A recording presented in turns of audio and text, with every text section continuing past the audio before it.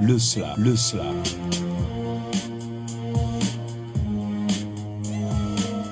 Slam ci xol. Slam ci xel. Art d'expression populaire orale déclamatoire. Slam ci nekkin. Slam ci doxalin. fii ci 94.5 sous forme de rencontre 24.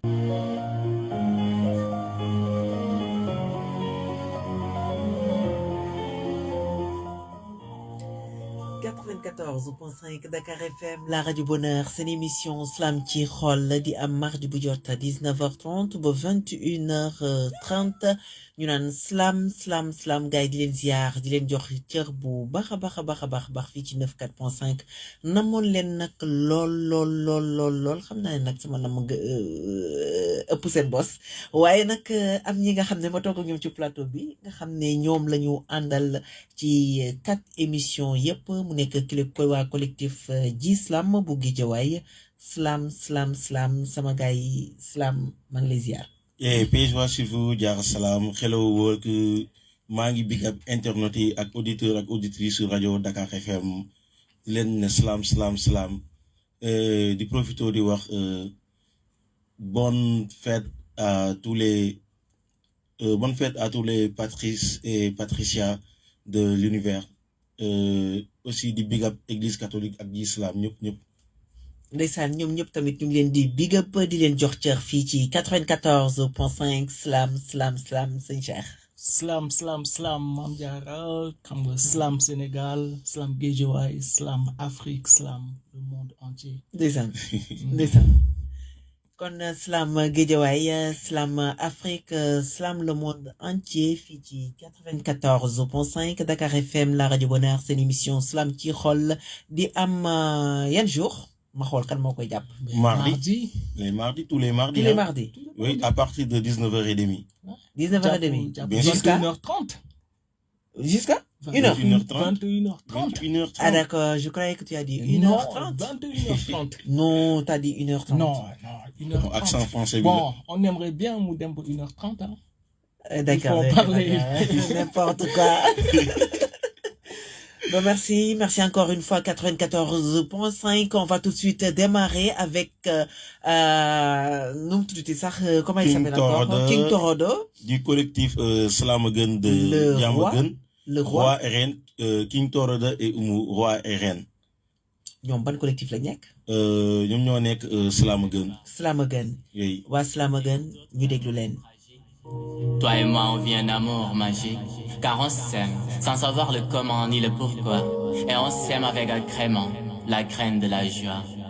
Tu soulages mes peines, je souris quand je te vois. T'es devenue une reine, au moment où tu as fait de moi ton roi. Couronné d'un amour sincère, dans ce royaume de bonheur. Chérir d'une manière extraordinaire, dans ce palais d'humour. Ainsi t'es devenue ma partenaire, dans ce royaume d'amour. Fii ay lingeer may buur dama la gis samay gët suur wax naa ko démb samay waajur samay jomb dul yow xaw ma ku leen di jur nag fii laa la def sama biir xol fii ay seef yow képp lay xool pulam med yidman ko aan woni gidelam med weltiman ko aan woni se ilam ko aan tan woni bogi berndam gilam ema ena woodi eyam aan galam do eyam.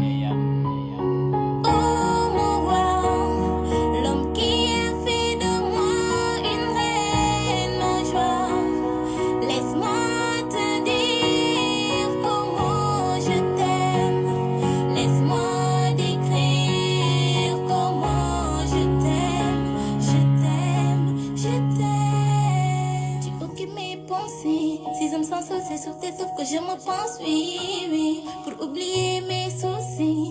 Oh, baby. Y'a sama leer, yaay leer sama yoon.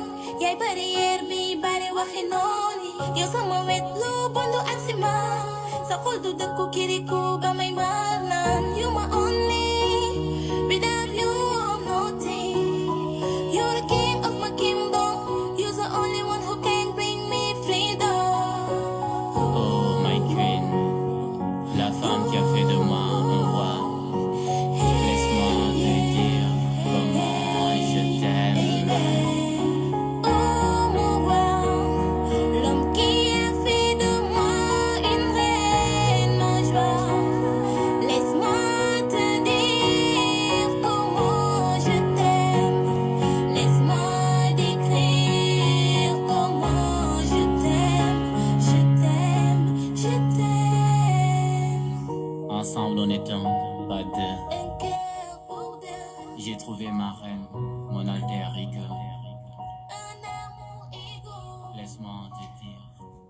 laisse-moi te dire comment je Moi, je t'aime. t'aime.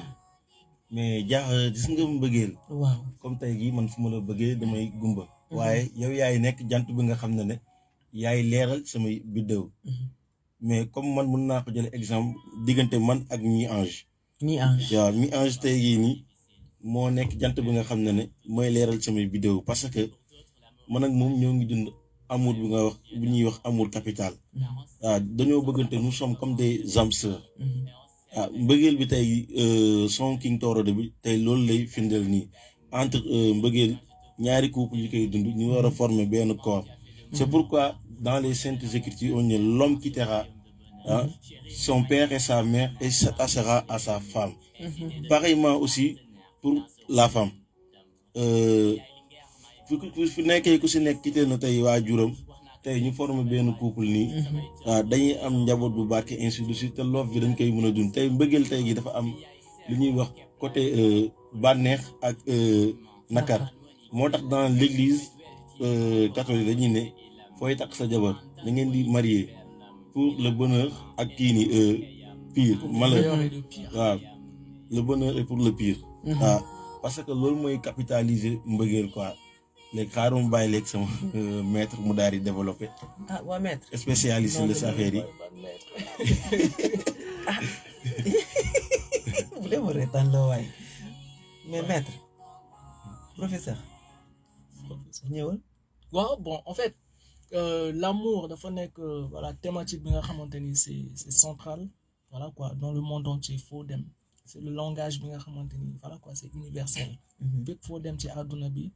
am na voilà quoi au moins 2 personnes yi bëggante xam nga et voilà quoi King Torodo il est en train de slammer pour sa reine pour un peu dire que voilà toutes les femmes xam nga sont des reines vous comprendre ça c'est vrai voilà quoi ça se voit gis nga maa ngi nii ci seen digg c'est ça exactement ne fu mu toll nii slam ci xol tey waa ji slam man may seen reine exactement ñoo toog nii c'est ça waaw waaye man yow da nga doon joxe benn exemple man dama juste émission bi ñu ngi ñëw parce que gis nañ ne 3e émission bi tey ñu ngi waxtaanee scène ñu ngi ciy ñëw léegi mais dafa am lu mu wax sànq lu am importance dama xamul ndax dafa am ki muy wax nee na xawma ange je sais pas genre comme ça léegi man je voulais savoir ange par exemple mooy kan ange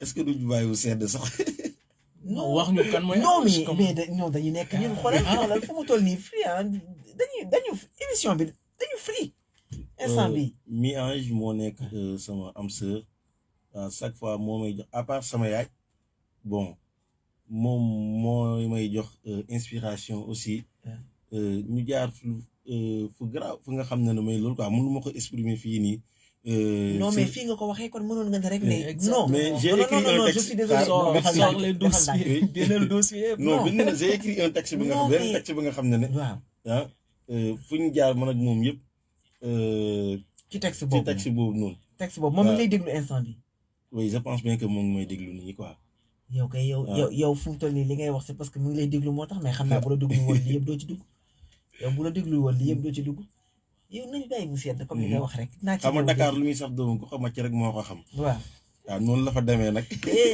émission Salam ci Xol tey beneen lañ nekk tey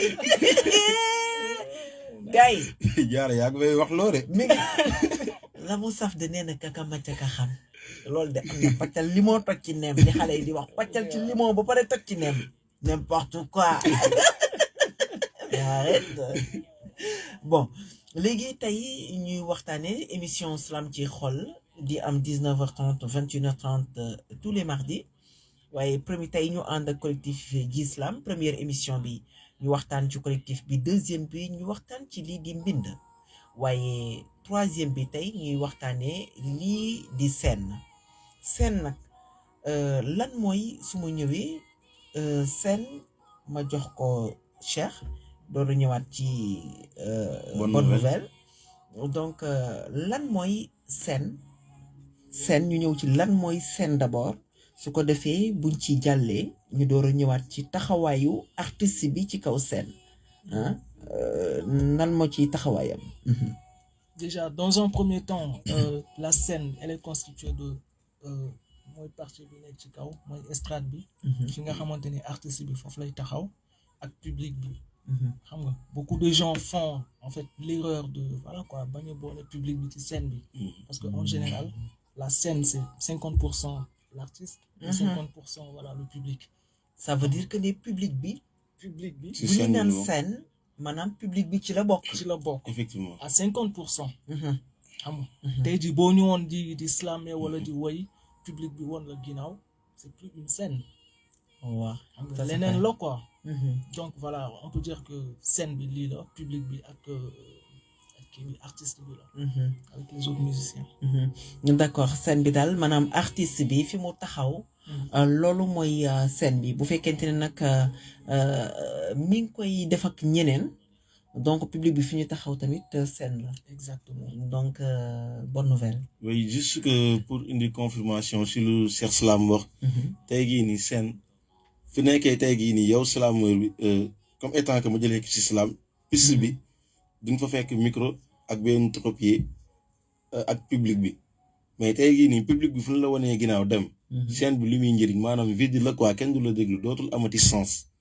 waaw léegi public bi léegi ak micro bi ak sa voix mooy quintessence scène bi mais nit ñu bëri tey gii nii duñ ci prêter attention nii quoi dañuy yaakaar ne noo scène micro la waaw ñëw taxaw déclamer kii yooyu def say gestes ainsi de suite nga daal di dem mais scène public bi si la bokk parce que public bi fu ñu public fu amuloon tey gii scène bi du am sens. waaw mais. jaar ma jox la benn man am na lu exemple may non xaaral ma ñëw. parce que par exemple fii léeg-léeg day am mais c'est très rare fii Sénégal. mais day am. mais par exemple Europe mën ngay dox ba mu yàgg nga gis artiste boo xamante ne mi ngi taxaw. fi mu taxaw. donc yore gitaaram. commencer déclamer. moo xam muy woy moo xam leneen lu mën ci doon. donc presque moom fi mu taxaw scène la. léegi ba si yàgg scène boobu mooy développé day léegi nga gis ñuy romb am ñu mu capté. dégg nga li muy wax ñu daal di ñëw taxaw ba des fois da ngay gis benn monde boo xamante ne bu fu des fois wër leen ñu daal di taxaw. loolu soo ma ko doon jàngatal noo ma koy jàngatalee loolu lu mu doon. bon on peut dire que scène la scène la scène donc ça mais fi mu tax waaw mais en fait moom moo koy def scène. ok tey jii bu doon déclamer. gars yi di romb ku nekk di vaquer à ses occupations. man personnellement duma ko considérer comme scène. merci parce que quand on parle de scène il y a voilà l'artiste et le public. le public xam nga parce que la scène mooy le résultat final. boo toogee sa coin nga bind li ngay bind ba pare dem studio dugg kii ko ba pare. génnee ko dans les médias et cetera et cetera. la c'est-à-dire la somme de tout ce travail là da nga koy exposer ci scène. léegi quand il y a pas un public pour le consommer. il y a pas une scène. d'accord. je peux vous donner un exemple. bah oui tey gii nii ñoo ngi toog fii nii biir Dakar FM. man ak yow ak Cheikh Slam. actuellement am na ay internautes ak ay auditeurs yu ñuy déglu mais sur internautes bi nga xam ne ñoo ngi ñuy seetaan créé nañ actuellement benn scène bu ñuy wax artificielle entre ñun ak ñoom.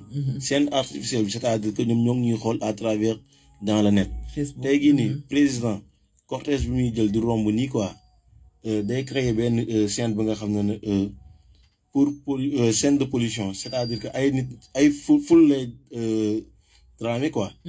léegi ful bi xëy topp léegi carrément noonu la léegi exemple léegi ñu dem léegi comme si Europe nee nga nii sànq nii tantôt que da ngay gis benn musicien mu daal di toog fenn ni yëre guitare am commencé di jouer nit ñi commencé di ñëw nun ko loolu noonu dafa créer benn environnement ba nga xam ne bon nit ñi lu ñu ko wëree nii rek déjà créé na foofu noonu benn scène mais lan moo tax ñu ne créé na foofu noonu benn scène parce que dafa am benn public benn people bi nga xam ne dañoo ñëw former benn cercle vicieux boobu ñu formé ñu xëy seetaan loolu la ñuy wax scène. d'accord merci encore une fois 94.5 Dakar FM la radio Bonheur di leen fàttali rek ne mën nañu ànd ak ñun ci bu mu jokko yi ci 33 821 88 11 dañuy ubbi téléphone bi 33 821 88 11 ngeen jokkook ñun slam daal di présenté wu daal di déclamer waaye ci biir loolu tamit dañuy ànd ak gars yi ci buumu jokkoo yi maanaam Facebook mën ngeen ci ànd ak ñun ñi nga xamante ne sori nañ lool te bëgg déglu seen émission Slam ci xol ci YouTube Slam ci xol moom tamit mën ngeen ko am foofu ñi nga xam ne émission bi raté nañ ko tey nag ñu nekk ci seen ànd ak collectif bii di ji Slam nekk ca Guédiawaye ñu daal di dellu si waat rek xam naa ne bu fekkente ni kii di sama technicien pare na ñu daal di ñëw ci artiste bi xam naa ne moom fu mu toll nii mi ngi ci yeneen wala mi ngi nekk di toppatoo fu mu toll nii ataay ci ataay bi la nekk fu mu toll nii ci ataay bi xam naa ne la nekk di daal di defar ba mu baax donc dañuy ñëw ànd ak beneen artiste la ñuy àndal balaa 20h jot na ba noppi mais ñu daal di jël benn artiste su ko defee balaa ñu ñëw ci rubrique découvert ci 94.5 kon nag plume kii di plume perdue bi fa nekkee ñu daal di ànd ak plume perdue nag bu ñu jegewul tamit rek ñu ànd ak Gora Molière ci 94.5 seen émission Slam ci xol fii ci 94.5 téléphone bi dañ koy ubbi léegi ci 33 821 88 11 bu morceau bi jeexee dinañu dellusiwaat ci maanaam comportement wu artiste bi taxawaayam ci kaw scène. acca ñu daal di déglu Gora Molière vous êtes sur la fréquence modulation Dakar FM 94.5 ñu déglu Gora Molière. Les a posé la question qui va me pleurer? On imagine la réaction des gens, non pas avec réalisme car la plupart du temps il s'agit plus d'un fantasme fantastique où vous vivez votre propre cérémonie. Il n'est pas question de religion ou encore de coutume, mais simplement d'amour, de la finalité de votre existence. Je crois que la majorité des gens sont effrayés à l'idée de mourir, d'avoir mal, de ne plus être avec ceux qu'ils affectionnent. À qui vais-je manquer? Qui va se pointer? Qui va me pleurer? On imagine les mots à notre égard, les accolades ou encore le désespoir. À qui ça ferait plaisir? Je compte probablement plus d'ennemis que d'amis, plus de déceptions que de réussites. Alors, je suppose que je n'aurai pas foule. C'est pas grave, parce que c'est pas le but. Finalement, peu importe, je ne veux vraiment une cérémonie.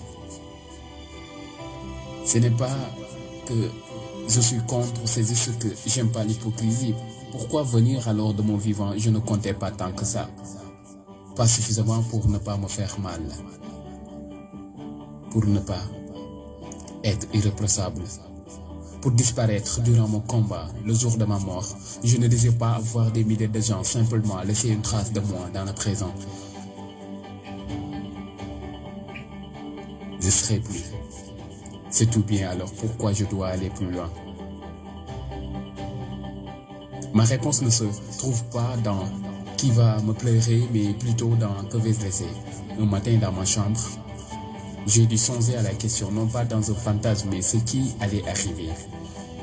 Je ne verserai une larme, aucune. Je ne serai même pas effrayé. Je ferai simplement un vœu, un dernier souhait. Je glisserai un sourire, me serai raclé la gorge avant d'exiger l'occasion de m'en sortir. Le choix de me battre et la volonté d'avancer. Le jour de ma mort, je ne désire pas avoir des milliers de gens. Simplement laisser une trace de moi dans le présent. Pour ne pas être irréprochable, pour disparaître durant mon combat. Le jour de ma mort, je ne désire pas avoir des milliers de gens. Gora Molière, Slam. Merci beaucoup Gora Molière mu nekk collectif pour juste fàttaliwaat collectifu gars yi. Gora Molière bokk na ci responsable collectif académique Plume d'éveil. Plume d'éveil. waaw moo ngi wax si morceau bi lu am important tey jii nii da ngay gis da ngay bokkal ak nit ndey ak baay sarax wala sa mag daal di feebar ñu indil la ordonnance 1500 nga nar a jël 1500 yooyu noonu nga nar ko dem fayee nga ne déedéet doo ko jox nga dem génn si mbedd bi ngay jaay sàmba alaar tey jii nii di nga am sa jabar daal di feebar ëllëg ordonnance su nekk dible nga yore 100 000 francs nga ne da nga koy jëli dem di doxaani jiyee jour dëj bi nga génne ay millions instituts ngay wan na sa ngay jooyu crocodile tey jii nii les gens dañoo war a am beneen façon mentalité c'est-à-dire que de déchirer nos cœurs de paille. Ça veut dire que ne loolu lay wax ci biir. loolu lay wax ni quoi te li muy wax ni. actualité la. actualité ndax ma ne actualité parce que tey jii nii dëj yi dafa mel ni comme xew tey jii foo demee dëj bu njëkk ba ceeb bu ñu doon toog daan loon am ay jumbo mais léegi dëj yi ceeb yi waaw day saf saap yàpp yi dañ koy mariner ainsi de suite tey jii nii sa dëkkandoo day feebar nga am benn 10 000 francs ordonnance bi nekk 1000 francs ëllëg nga daal di jël jàppale ko tey jii mais doo ko jàppale mais jour dëj bi nga génne ay 10 000 francs nañ def lii ainsi de suite maanaam daal ci gàttal suñu bëggee ñëw balaa ngaa laax jaay nga laax lekk ba pare. merci balaa ngaa laax jaay Cheikh. waaw en même temps Gora Molière c'est un artiste boo xamante ni voilà quoi vendredi du livre lañ xamante. vendredi à Guédiawaye dirigé par Michel voilà, et Père Cassel commando. Et c'est un texte voilà en fait existentiel xam nga de kii à propos de la mort à propos de la vie dañ comprendre parce que nee na la dans le texte moom en fait il s'attend pas à voir ay 1000 personnes voilà ay milliers de personnes xam nga ci tëjam mais il souhaite beaucoup plus marquer son présent xam nga donc dañuy fàttali ko dee am na quoi donc faire de bons actes def ay actes yu baax voilà quoi préparer voilà le dernier jour mooy le jour ultime xam nga c'est toujours important mu nekk loo xamante ne lu am solo la mel na ni ne balaa ngaa laax jaay laax lekk ba noppi ndaxte nag bu fekkee yaa ngi dimbalee na nga dimbalee te yàlla tax moom moo gën nit ki di def ngistal kon nag duñu wax ne moo am tey duñu wax moo am tey mais nañ jàpp ne du ñëpp koy def parce que ñi bëgg dimbale te yàlla tax ñi ngi fii ci diine boo dem nga fekk fa ñoo xamante ne ñu ngi def te yàlla rek mais bëreetul non bëreetul mais dañ bëgg wax rek ne mi ngi am même bu fekkoontoon ne junni nit yi benn nit a ko ciy def mi ngi am maaleykum salaam vous êtes sur Dakar FM aleykum wa rahmatullahi taala wa barakatuh wa aleykum salaam wa rahmatullah taala wa barakatuh loolu mooy nuyoo maam Diallo kon jeex na talibé sëñ Touba salaam xanaa xaw maam Diallo ñaar da doon nuyoo ndeysaan tàggoo ba dem kenn ki soxlaam faju est-ce que ndax nuyoo bi ñaan la jàmm la bien sûr yéen jullit ñi ñu ne waaw mu ne kaay mu bu ngeen gëmul yàlla du ngeen dem àjjana ñëpp ni tekk mu leen xaar du ngeen ma laaj yoon mu gën a gaaw pour yàlla ñu ko xakañ yàlla sullaay mu nu mayante leen ndax ngeen bëggante ñaar ndeelu ay nuyoo ndax ngeen am jàmm seen diggante dëgg la ci même jataay bi la ko jàngalee mayante leen ngeen bëggante dee leen nuyoo ndax jàmm yàlla da ko seen diggante nuyoo ñaan la voilà nuyu maam Diallo li ma ko yéene mu delloo ma ko ma tourné koy rek ñu may ma 100 000 francs fekk ci nuyoo ba rahmatulahi taala wa barakatuh ja moo yóbbaale lépp kon yow yaa ngi dugg si tombeek morceau bi ñuy naan artiste bi génn léegi di Gora Molière muy waaw ñuy wax ne maanaam ci jamono léegi bi bareetul am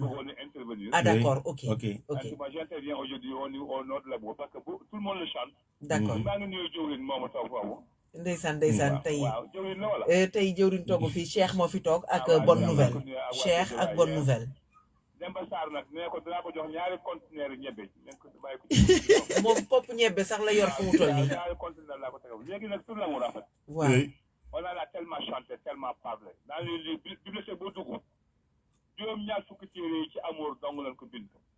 boo demee dans la l'écriture arabe moo ëpp littérature arabe moo ëpp benn téere ci gën a siiw mooy le Don Juan mooy Omar Khayyam genre pornographie la. kuy jàng da nga ko jàng ndax l'art de parler moo ci nekk sa arabe bëgg làkk bu jaar yoon bu tegu bu ñëpp mën a dégg rafetlu ko da nga jàng téere ba passage obligé la te c'est de la pornographie purement et dit en fait en arabe mais waxin yaag làkkin yaag ak rafetul wax ak ni mu doon convaincre jigéen nag jigéen mësu koo të ba mu ne doon jigéen bu wasin mën na ko may ma wasin wax ak yow wa communauté parleur ce Don Juan mooy Omar Khayyam l'amour la haine est beaucoup plus suffisante li ngay wax ci haine rey bi jam bi gaañ bi moo gën a perceptible en fait l'amour en tant que sentiment pur et noble bi gën ci sentiment yi moom gëm yàlla nag danoo jax tooy den saa yi ba doo mën a disquantifier lan mooy gëm yàlla ak lan mooy amour dëgg la polygamie ñëw nag jaxase affaire nag est-ce que un polygame est amoureux débat la bu gudd est-ce que mën ngaa nobandoo ñeent ci jigéen sentir le même sentiment noble parce qu'en fait l'amour est individuel c'est un sentiment fort que deux personnes posent mooy le partenariat gagnant-gagnant ma xool Mame Diarra du ma ko wax li muy dégagé Mame Diarra sentir ci sama xool lu ba daje tout un sentiment noble mu yëg ko moom mu nekk benn picc boo xam ni day nekk ci xolam di petit picc bu weex boo xam ne day petit ci biir xolam bu tudd amour ku góor ki tam yëg même cage xolam boobu benn picc nekk moo tax dëgg nobel benn la jàpp naa ni sax boo nobee bi nga war a nopp dootoo nopp keneen ndax man nga désiré xale bi affaire yi baax na romb la saay Coca Cola bi yooyu seeni désir aw na moo tax ñun Sénégal ñu wax nopp bëgg désiré xemem yooyu dañ ko dugg ci benn cage bi mais ça n'a rien à voir avec l'amour. L'amour, c'est le sentiment le plus noble qu'un être humain peut porter à son prochain, surtout un homme à une femme. Moi, le sentiment bi gën a noble rek. Le contraire de la haine. Haine mooy sentiment bi gën a néfaste bi gën a yées bi gën a bon nit nit amel moroomam bëgg koo rey bëgg mu daan ci pax nga fiir ko mu disparaître alalam yàqu. Haine bi nag mën nga koo mën a gën a expliquer ñu mën koo gis parce que c'est un sentiment de haine la mooy contraire amour nag. Mais l'amour est un sentiment difficile à expliquer.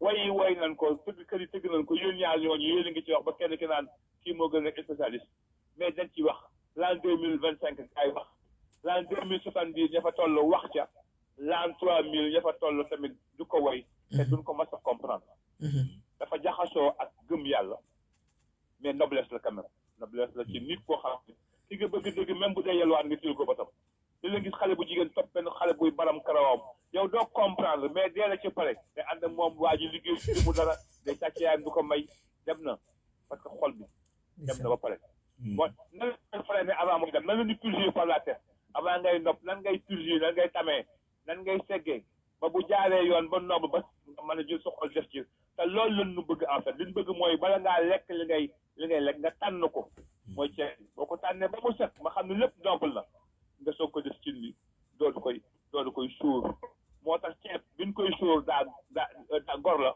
mais xuuñ moo gore parce que pourquoi l'amour c'est dans la vie il y a des épreuves ay nettoo ngi fi ñu dàq la sa place ngi fi gaanaa ngi fi lu ne mën naa def kenn nob rek moo mën a gore ba mu ko téye moo tax sentiment gore bi dafa ànd ak l'amour anyway ñoo boo ko gunge boo nobee dëgg da ngay gore boo nobee dëgg gor nga boo nobee dëgg da ngay am jom ñetti sentiment yooyu ñoo ànd ak nopp dëggin bi ñuy wax nopp le sentiment vrai de l'amour gor la pureté de gor jom ñu koy accompagner ak gore gi bu sa waaye doon daal da nga boo gisee on aime le chien c'est à cause de sa fidélité chien boroom la xam bu demee day toog ci bunt kër même bu kër gi màpp yi daanu le chien est toujours là et toujours fidèle moo tax on aime la fidélité dans l'amour et l'amour c'est la fidélité en fait le sentiment bi ko traduit dëgg bi feeñal amour c'est la fidélité heure boo nekkee infidèle rek ñun dañuy ñaaw njort ñun ndekketu nëbboo woon ak raison boo wax infidèle ak raison boo génne aw moon xaalis ak aw ma dépense ak damaa sonn raison boo indi pour l'infidèle rek ñun dañuy nangu analyse ni yow nëbboo woon ki nëbb dëgg day fiire boppam ki nëbb dëgg du partager boppam ak kulul ki mu nëbb Sëñ Tuubaa morom. Merci beaucoup Sëñ Tuubaa mu morom gis ngeen grand bi wax na lu am solo donc si mbëggeel am nañu mu laal seen xol bari yow la non bu baax lu mu wax nii nee na ci ñooñu di baram seen bopp bu baax nee na ci ñooñu di baram seen bopp yi déggoo ma de ñooñu di baram seen bopp yi waaye xam naa ne ñi seen bët baaxul ñu am te nga wax ak di rappeler auditeurs yi ak auditrices yi bët baax na donc am na ñi nga xam ne ñu ngi ci mbaaru jokko bi waaw ci buumu jokko yi ñu ngi ci vraiment ñu bàyyi Cheikh sa bët baax na waaw bon tane na mais bon ça va am na ñoo xam ne moom am na ñoo xam ne boo leen ko joxoon nii dañuy def xola ku ne yow noppee rek ñu daal di buumu jokko yi ñu bàyyi Cheikh mu ñëw. Donc voilà, ci internautes yi xam nga sur la page en fait Facebook Demba Ndame Lo xam nga nee na la diva est en place Momo MMD Diop nee na bonsoir Diarra et du courage ndeysaan merci xam nga Léo Cléver Ndiaye xam nga LDN nee na Slam SN drapeau Sénégal ak ay émoticône Papa Toumani Crispa Badji nee na que le slam s'enflamme vive le slam encore une fois Léo Cléver mu ni grand maître xam naa bonne nouvelle lay waxal ak voilà sunu maman Fatou Yéli Faye salam la famille salam ci xol Slam Diarra cher Slam mon fils à moi et bonne nouvelle mon petit-fils à moi salam ci yéen kon xam nga ne nekk sa mama yaa kese mama ñëpp non mama yéen yow yaa fi nekk yow nekkoo fi naan yow xam nga ni yow da ngaa bëgg a yëngal fii dégg nga yow waxul loolu nee na le message est là nee na cher Slam mon fils à moi non mes enfants yow nga dem nga ne mon fils à moi samay bët baaxul waaye samay bët baax na ci béy bii mën naa ko léegi petit fils la quoi petit fils man maay chouchouam quoi kon jeex na dañuy fàttali téléphone bi nañ ko ubbi nañ ko ci 33 821 88 11 mais balaa ñu ciy ñëw dañuy ñëw ci rubrique découvert ñu xool ndëgam bonne nouvelle dafa doxantu ji woon donc ñu xool kan la ñu jël ci lii di suñu rubrique découvert. Pays joie à tout un chacun de vous, chers internautes et auditeurs et auditrices de la radio Dakar FM. Vous êtes sur la fréquence modulation 94.5. tey ñu am seen rubrique découverte benn artiste bu daal di nekk fii si collectif di Slam ñu daal di koy xamee si turu jeune poète ñu daal di koy bàyyi mu daal di présenté wu avant ñuy gën a xuus si waxtaan bi. asalaamaaleykum auditeurs ak auditrices yi nga xamante ne ñoom ñoo ñuy déglu un peu partout dans le monde di am mbégte bu rëy di def li nga xamante ne moom mooy rubrique découverte bu bés bi di wuyoo ci turu jeune poète nekk membre ji Slam asalaamaaleykum. jeune poète tey jii bëggoon nañ xam lan moo tax nga dugg si Slam bi. waa man moom yàlla def na ñi ma xam dëgg xam nañ ni poète laa voilà mais dama doon bind rek di jox ay slameur ñuy déclamer samay texte mais li ma gën a inspiré mooy damay ñëw des fois foyer ji Slam boo ñëwee si ji bi gis ay slameur ñuy déclamer voilà affaire bi neex ma ne pourquoi pas ma intégrer si groupe bi ku mel ni sama frère ñaa Slam ak bonne nouvelle inspiré ma mun naa ne ñoom gën a inspiré pour ma def Slam mais ku ma xam ne poète laa voilà. mais jeune poète bëggoon nañ xam depuis kan nga commencé di bind. depuis kañ bi may def seconde di fréquenter club lycée Pikine Est dès que ma commencé di fréquenter club bi ma gis ay écrivain nga xamante ne ñu ngi nekk si club bi bëgg li ñuy def di bind yàlla def bind yàgg ma neex voilà parce que je peux dire que je me suis né avec de la littérature moo doon seen rubrique yàgg bëgg leer ci xol kon bi ma ñëwee merci kon jeune poète mooy ki ñu jël waaw mu nekk ci ji Slam kon ñu déglu Cheikh kon yow yaa demoon defi kii bi baax na kon jeex na moo nekk nii mais après kii bi nu mu tudd ci li mu def découvert bi mu def ci jeune poète sa gis-gis. yes jeune poète c'est voilà bokk na ci jeunes yi nga xamante ni dañu ñoo intégré kii collectif bi. xam nga parce que pour l'histoire il a beaucoup d'avenir jeune poète waaye nag kon nañu wax sa maman poète sa maman poète comme nee na loolu la bëgg ba pare nag xoolal maman tamit di préciser naan maa ko wax mu dugg naan maa ko wax moo tax léegi kon jeune poète dañuy dem jëli benn morceau bu Fatou Yeli Demba ñu jël benn morceau Fatou Yeli daal di koy may maanaam jeune poète lañ koy may su ko defee nag ñu dellu siwaat waxtaan ci taxawaayu artiste bi ci kaw scène slameur yi ñu leen di wax tamit ci 33 821 88 11 seen émission Slam ci xol mardi bu jot 19h30 ba 21h30 fii ci Dakar FM 94.5.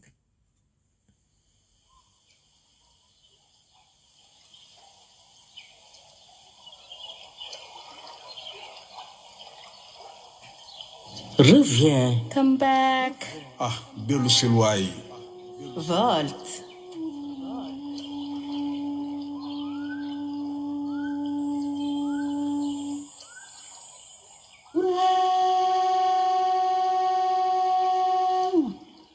Reviens. Reviens respirer l'odeur de la pluie, les senteurs du vent après une longue tornade. Quand la bouse et le sable dégagent cette odeur d'humus mêlée à l'air vivifiante. Come back. Come back to smell the rain, the scent of the wind after a long tornado, when dung and sun give off the smell of hummus mingled with the exhilarating air. dellu sil noyyi xetuk taw bi gëttay ngelaw li ginnaaw taw bi bu ndéef li ak suuf si di gilli xetu bàqu gàncax gu jaxasoo ngelaw su dundal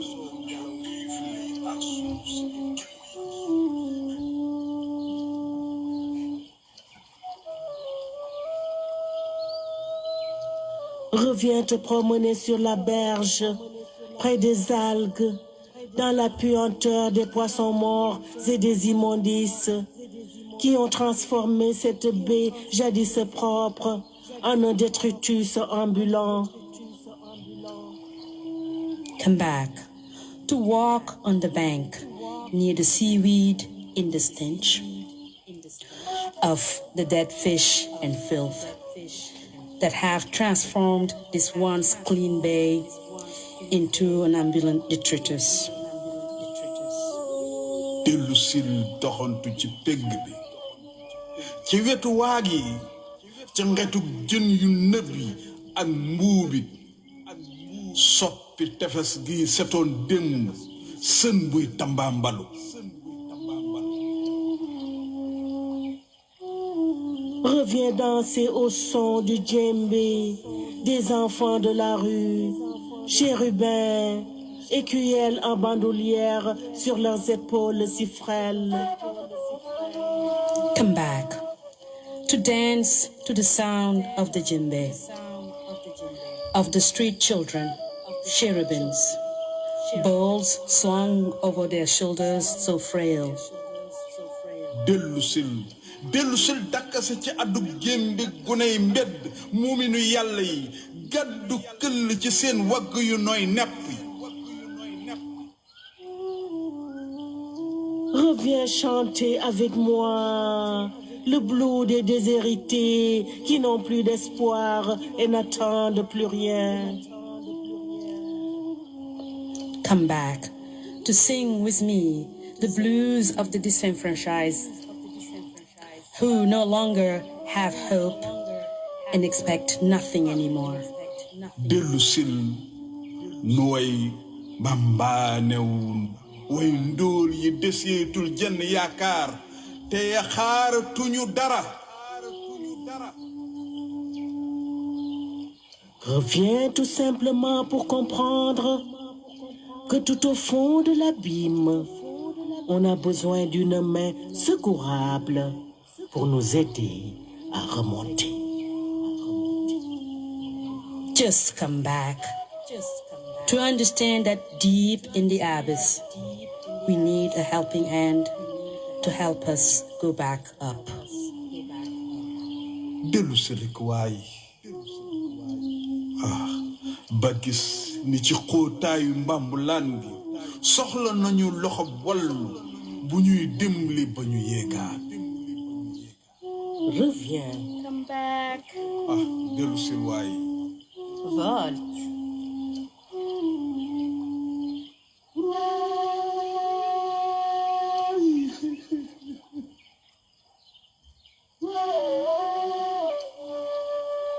Volte.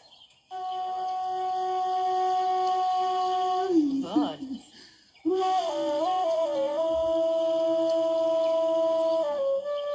Volte a respirar o cheiro da chuva, o cheiro do vento depois de um longo tornado.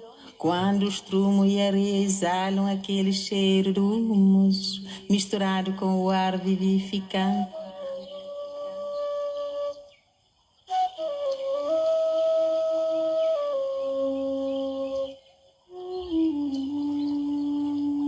Volta e desce a margem perto das algas marinhas do fedor do peixe morto e lixo que transformou esta baía uma vez limpa em um lixo ambulante.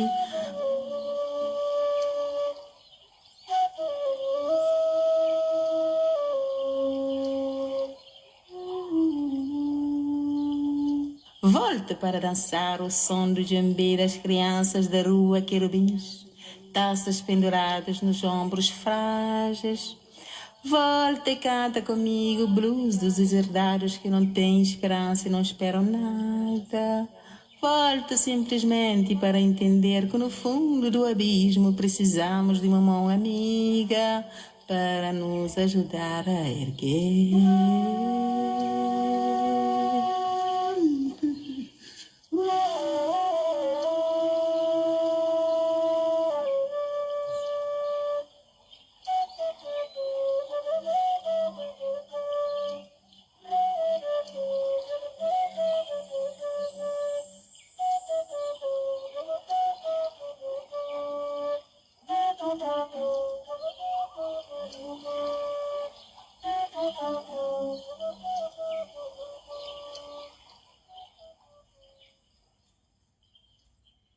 Maximum d'acclamation pour notre maman et grand-mère Ibi. danan la dala touché xanaa xoolal doom ji doom ji wéeru na xoolal doom ji fàtte na ne fu mu toll nii si rajo bi nekk nee na nii xoolal mel na comme ku nekk si saalam nekk feneen boobu yaa ngi ci yeneen vibes quoi. C'est un texte très très fort.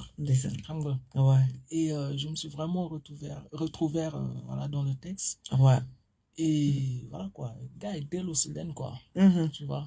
bëri ñoo rek xam nga def comeback. xam nga ñuy demoon. xam nga dem wuti xam-xam ba tey ñu ngi leen di xaar. dem jàngi am bac+5 bac+, je sais pas xam nga ñu ngi leen di xaar. ñu ngi leen di xaar kàmb gi. li nga wax ni daf may rappeler benn may ko mu yeggali xam nga c'est voilà quoi ñu bëri. ñi nga xamante ni dañ juddoo peut-être à l'extérieur. dellu si leen ñoo leen. ngeen jàng seen culture xam nga man je suis venu au Sénégal à l'âge de 16 ans et voilà quoi jusqu'à aujourd'hui maa ngi jàng. dama def comeback xam nga di jàng sama culture xam nga pour voilà quoi. na gaa yi ñibbi si nañ dellu si waat daal nañ dellu si waat. li nga wax ni c'est très important daf may fàttaliku benn écrivain poète bi nga xam ne marqué na ma loolu muy Aimé Césaire. Tu te rappelles livre bu mu génne woon. Cahier de retour au pays natal. boobu noonu moo ngi insisté pour tête brain yi cerveau yi daal di delluwaat ci seen réew mun a job mun a xool lii sukkali seen réew daal di koy mën a yóbbu. ca kanam. waaw gars yi dellu su leen quoi ñu daal di ne isbak. ñu daal di isbak en même temps. gars yi nekkoon ci beneen chemin bi tamit. mooy chemin bu xaw a jubadi bi tu vois. ñibbi si leen du mu sewees. donc foofu laa doon dégg dellu si waat man mooy maman Fatou Yeli dafa ne ñu dellu si waat. dellu si waat bi ku ci nekk na ko xool ca fa mu ko arrangé ndax keneen ngi nekk ca leneen loo xamante ni baaxul te nekkul ci xam-xam nekkul ci dara dafa jëloon yoonu boppam te dem na ba xamal boppam yoon woo mu jël baaxul na dellu si waat parce que fii dëkkub teranga la te boo ñëwee nit ñi baax nañu donc dañ lay uuf muy xale yu góor yi muy jigéen muy mag muy ndaw soo dellu si waatee dañ lay boolewaat ci suñu bopp kon c'est très important ñuy fàttali rek ne bu fekkoon toon ne dañ ñuy bàddil dara loo ñuy bàddil maanaam tey ma ne la Cheikh déclamel ñu dara olof bi ma ne la nga bàddil ñu dara moo tax ma dellu si ma ne la loo ñuy déclamel nga bàddil ñu dara waaw ok slam laisse-moi je slame ma vie mes ennuis mes envies tes ravis je révis la rime sévit si vite le slam c'est ma vie. Moi, je représente le slam. Sans le S, c'est une lame envers l'an, ça fait mal. J'ai tant de choses à raconter. Parfois, je me laisse aller sur le papier. Je suis la métaphore qui métamorphose ta vie dans une superbe anadiplose. Abracadabra, ta vie est belle. Belle, elle le restera. Sur ta rétine, je vois cette étincelle. Jamais elle s'éteindra. Car le slam est une porte ouverte sur le paradis qui te procure du bonheur à l'infini. Slam. Aujourd'hui, la poésie me donne vie pour poétiser mes vers. Je n'hésiterai pas à saisir la plume de Baudelaire, évoquer l'esprit de Césaire en langue de Molière, sonoriser les versets de Voltaire, plonger dans les sources de l'écriture comme source d'inspiration, la littérature. Mon esprit s'évapore au fond de la mer. Poète se lança à la conquête de nouvelles terres. Étranger sur cette terre inconnue, le slam m'a souhaité la bienvenue. La bienvenue dans cette terre inconnue avec ma plume. Sous cette plume noire et blanche se cache un poète noir et blanc. Avec sa baguette magique à la fois exotique, ce poète authentique t'annonce des messages prophétiques. Ses écrits sont magnifiques, d'une beauté angélique. Sa bouche ne cesse d'annoncer des messages de flamme, afin de pouvoir gagner des âmes. Ces récits qui nettoient les poussières qui se trouvent sur ton sanctuaire. Sous cette plume noire et blanche se cache d'islam. 94.5. yëkkatil ma flûte waaye ma dégg ko bu fekkee dafa am ku nekk ci ligne bi rek ñu jël ko ndeysaan.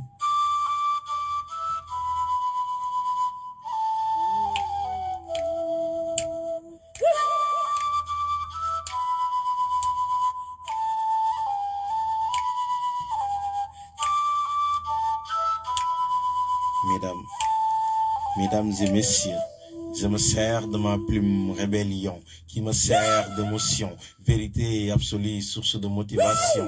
Dans cette vie incontournable remplie d'isolation, nos semaines se remplissent de poètes en panne d'inspiration. Sur les feuillages de ma nature, souffle d'inspiration. Hélas, nous n'avons pas les réponses face à ces affirmations. Le slam, c'est ma vocation qui m'apporte les solutions face à ces interrogations. Slam si xol tëjil sa xel. Slam si xol day tëjil sa xel. Cheikh, slam si xol dafay tëjil sa xel. Si xol dafay tëjil sa xel. Merci beaucoup Gaï, merci encore une fois. 94.5, c'est une émission Slam si xol di am 19h30 21h30 ban jour mardi bu jot émission Slam ci xol nu muy tëddee day jël collectif yi waaye day jël tamit individuel dina ko jël kon yéen ñiy def slam yow miy def poète yéen ñëpp émission bi seen émission la bu fekkente ne seen émission la waaw kay bu fekkente ne collectif la dinañ ànd ak moom 4 émissions première émission bi dinañ waxtaanee collectif bi deuxième émission bi dinañ ñëw ci lii di écriture troisième bi mooy bu tey bi dinañ ñëw ci lii di scène quatrième émission ci management ak comité management d'accord kon nag mi ngi noonu bu fekkente ne tamit individuel la ku jël carrière solo bu ñëwee dinañ waxtaan ci lii di slam ci li mu nekk waxtaan ci slam mu préparé nag la nga xamante ne moom la ñuy baddil maanaam li muy déclamer fii parce que bu boobaa lépp day nekk live gars yi noonu lañ ko tamoo slam c'est LDN Plume Royale. Léo, mon fils. bonne nouvelle Mame Diarra Cheikh Salam. LDR ziar nañ la de. delloo ziar bu wér waay. kontaan nañu kon salaam. salaam. ñu bàyyi la nga bàddil ñu te ñu waxtaan tuuti. daa mel ni suñu yaayu boobu sànq ci revient la wax. revient la wax moom. waaw daa mel ni kon man damay retourner rek ci sama berkaay. ñëwal. neel salaam rek. ñu am ko te di dem. salaam. Joal. La joie de cette atmosphère restera dans les annales ici. L'air est calme, paisible et sous le commandement d'un certain général appelé Mère Nature. Inspire. Elle est vierge pure mûre, ne contient aucune éraflure à côté de celui-ci. Une végétation sans façon des calques stars. Moisson sur le paysage, la couleur verte prend le dessus. Les plantes ne sauraient en faire refus car quand Madame Verdure appelle, on ne saurait se la jouer dure. Joal, jeunesse joviale organisée par les anciens qui eux lavent les larmes des siens en nous offrant leur soutien sans pour autant attendre un rien. Ils prônent le trône de la vertu à tout jeune. Pour eux, ce bonheur nous est dû et nous, on y a cru et jusqu'à présent, cette semence plus jamais ne s'ennuie à nos côtés car on perpétue la génération par nos actions. Chantons la beauté de mon village. Elle se situe dans une terre poétique où l'écriture fait ravage. Le pays Sénégal, société sans égale. Région de Thiès, vas-y, le ton presse. Oh, t'as un petit creux, arrête-toi à Mbourg, il y a de bons fours, pas de concours, Paris reste du parcours. Après quelques kilomètres, tu t'approches un peu net du but, comme je l'avais dit depuis le début. Là. Voilà, Joal. Bienvenue dans mon village. Sentiment littoral, il se prononce à l'oral. Il n'est pas plutôt mal, hein? Joal, pas doute, mon bercail, t'en voûte. Assalamu alaikum. Maaleykum salaam. Ouais, mais ça a été nickel, hein? Respect à vous. mais ana yoxosi. Yoxosi. waaw man fi mu toll nii dama bëgg a togg kii de c'est bon laa bëgg a togg tey de. te yoxosi rek laa soxla man ak crevettes yeeg yooyu ñoom seen. ñëwal Joal. ñëwal Joal. reviens. dégg ñëwal Joal. Elden nee na revient. Elden. revient boobu nga wax maanaam revient si atelier yi gëj nañ la gis atelier nag Elden. dinaa la grillé kay. waa Elden. yow tamit de nee naa la. yow tamit kon yaa ngi def ci ruq bi bañ lay wax yow itam. seetuñu ko daal. kon baax na bu ñu toggee kon fu mu toll nii su ma defaree sebon bi fii dinaa la si yekkal. dina ko itteewoo lool. te loolu nag moo nekk plat préféré am nag. yow lay wax nii. sérieux lekk rek lay def. noo ko xamee. kii ñooy toog ñooy ànd chaque fois. yow buy lekk da ngay lekk. non man de moom sama lekk bëriwul moom xam na si dara. En plus, c'est vrai. mais LDM wuy ma LDM. waaw mais ku ko xool rek xam ne sa lekkam bariwul boo ko xoolee nii rek. loolu moom dafa lekk. jarul sax ñuy wax li jëm ci lekk wa. merci beaucoup. ok merci beaucoup. LDM kontaan naa waay. tax nga ba jaaree di coroxaan. billaay retaan loo na ma fii. merci beaucoup jaajëf plum perdu laa lay boole plum perdu. bon merci LDM ñu ngi koy bëggee bu baax a baax kon dañuy dellu si waat ñun tamit comme maman nee na revient kon ñu dellu si waat parce que boobu ba léegi ñu ngi bëgg a ñëw ci taxawaayu artiste bi ci kaw scène. te ba léegi après ñëwaguñ ci ñu ngi ciy taxaw rek ah. kon ñu ñëw ci taxawaayu artiste bi bu fekkee taxaw na ci kaw scène jàkkaarloog public bi fas yéene bàddil leen dara nan la war a comporter woo. nu ko neex la war a comporter woo wala bu ko neexee day ñëw rek taxaw di déclamer wala taxawaayam daal maanaam. bon pour man chacun a son style xam nga nit boo gis. am na style am xam nga ça dépend peut-être de éducation bi mu am. am na koo xamante ni dafa xaw a kii tuuti xaw a jàmbare entre guillemets quoi xam nga. mais bu ko travailler dina mën a peut-être am style ba nga xamante ni peut-être day nonchalant. mais style boobu day charmer nit ñi en fait xam nga tout dépend de nit ki quoi ni ngay aborder en fait ses points faibles ak ses points forts il y a la voix qui revient am na koo xamante ni soxlool muy yuuxu pour gars yi dégg ko xam nga bonne nouvelle man ak moom bu ñuy slam tu sens la différence parce que ci gàmmu voix yi bokkul. gàmmu voix yi bokkul. exactement. xam nga bonne nouvelle il peut être là et dire slam xam nga mu déclamer. waaw. Même sans bouger, faire beaucoup de trucs, il captive les gens. Vous comprenez? Mais non, un artiste comme moi, par exemple, sama gars mu voix dafa xaw a kii. dafa faible tuuti. mais loolu voix wàcc boobu est-ce que du yow la du yow yaa waxul par exemple ci micro bi. ama tey par exemple man après nga wax ma sama gars mu voix lan la ñëwal pour nga wax ci micro bi. exactement ce que je veux dire moi que sur la scène par exemple. su ma xamee ni naturellement sama voix dafa xaw a kii dafa xaw a faible. ben j'essaie de travailler ça. xam nga mu yëkkati ko. xam nga Cher buy wax peut-être dans la vraie vie. ak Cher bu nekk ci kaw scène. ça fait deux bokkul xam nga donc j'essaie de convaincre les gens. donc du ma ñëw ni ouais slam dans la nuit noire xam nga la déedéet da ngay ñëw voilà quoi avec une prestance xam nga convaincre nit ñi tu vois xam nga et tu le travailles c'est dans l'addiction c'est dans tes mouvements tu essaies d'occuper la scène. xam nga parce que yaa ngi ci kanamu public mais tey yaa ngi ci kanamu public bi xam nga nit mën na ñëw rek par exemple nga gis improviser leen na. fekk yow yaa ngi nekk ci kaw scène bi.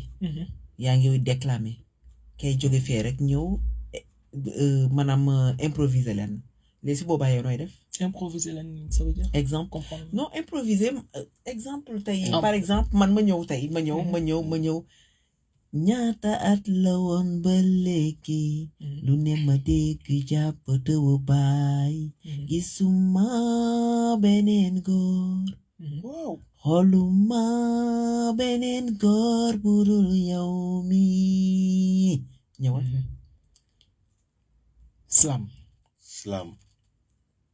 depuis lors je n'ai pas cherché à regarder quelqu'un d'autre depuis lors je vois cette flamme dans tes yeux, cette flamme qui brûle jusque dans mon cœur.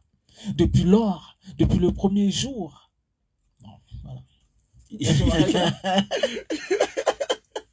Mais en fait, ce que je veux dire, moi, que voilà quoi, tu te mets dans les conditions en fait pour voilà séduire ton public. D'accord. Léegi su ma comprendre tuuti mooy que ne.